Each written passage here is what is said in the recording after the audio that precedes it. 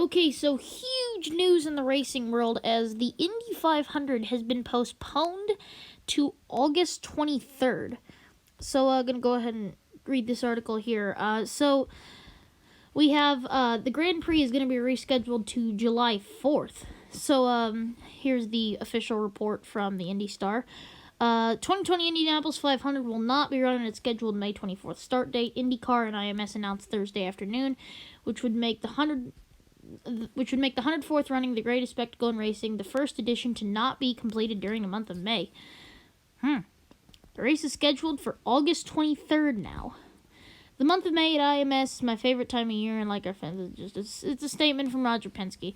They're going to double down on customer experience in the months ahead, and I'm confident we'll greet fans with a transformed facility and a world-class spectacle when we run the greatest spectacle in racing. Okay, well, I don't know. Here. Tweet from IMS. Month of May update from IMS and IndyCar.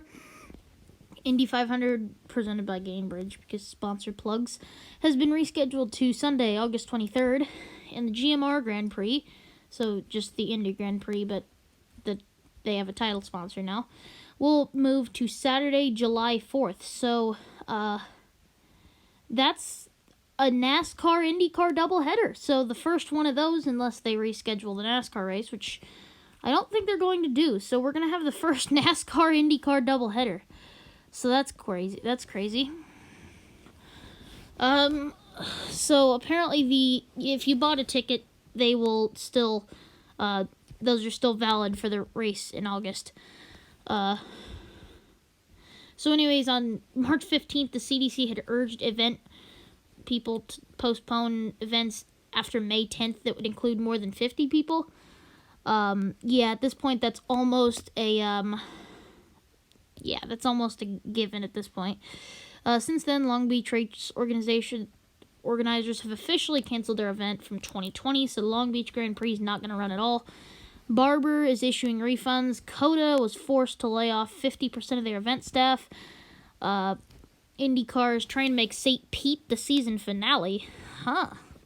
That's interesting. I have not seen this stuff before. So, 1911 and 1970, the Indy 500 was run on May 30th, regardless of day, unless it fell on a Sunday, whereas it was rescheduled for the following Monday. What? Is that true? I didn't know that.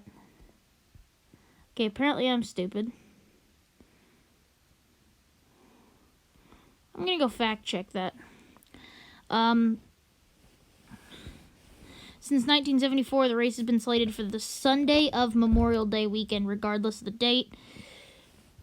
Though multiple times the race has been postponed due to rain. Yeah, we know that.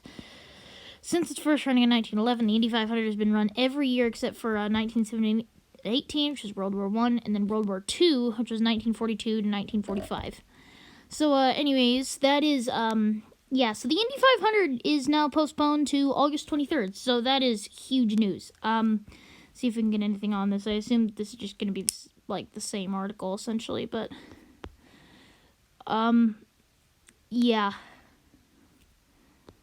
it will air live on NBC. Obviously, saying as it's this far out, that doesn't surprise me too much. It's not like they're postponing it to, or it's not like they're moving it to something like a day later and there was some big thing right in between that. Yeah, I think, here's a statement from Mark Miles. This August, we'll have a unique and powerful opportunity to honor the contributions and heroism of the doctors, nurses, first responders, and National Guard members serving on the front lines to fight against the virus that will not be named. Okay. We're grateful for the patience of our fans who've navigated the situation. We will extend our thanks to NBC for its terrific partnership and diligent work to maximize broadcast coverage with this new schedule. On-track action in August will begin on Wednesday and Thursday, August 12th and 13th. Fast Friday on the 14th. Qualifying 15th and 16th, which is Saturday and Sunday. Each day of qualifying will be televised on NBC. Okay. Well, I guess... Well, trying to remember stuff. I feel like they have part of it on, like, NBC Sports Gold or something, and the rest on NBC or NBCSN or something. Anyways, yeah, that's the stuff. So, there we go. There it is. Providing more network coverage of qualification for fans than in 2019. Full broadcast schedule will be released soon. Following week will begin with pit stop practice on August 20th. Indy Lights practice and qualifying. Indy Lights Freedom 100 will be Friday, which is Carb Day. It'll be on Carb Day. Drivers meeting and autograph session on Saturday the 22nd, and then the 500. Indy Grand Prix to make a historic move, which would be doubleheader with NASCAR. They'll take the green flag Saturday, July 4th for the first Xfinity race on the road course, the Pennzoil 150 at the Brickyard. The unique holiday racing lineup will mark the first time the IndyCar Series will compete at the same track on the same weekend as both the NASCAR Cup Series and Xfinity Series. Immediately following that, a live telecast of the GMR Grand Prix on July 4th, so the Indy Grand Prix.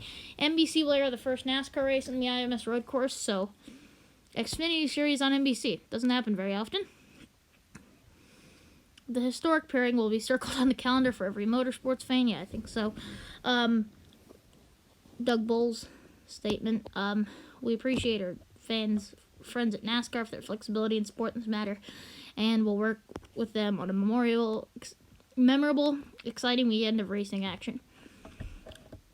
So, essentially, below that's just a statement saying they will honor all ticket purchases.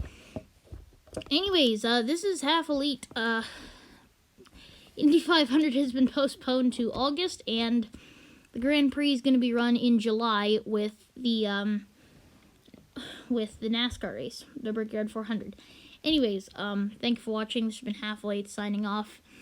Voldemort, as I'm going to go ahead and call it, is ruining everything. Thank you. Yeah, anyways, bye.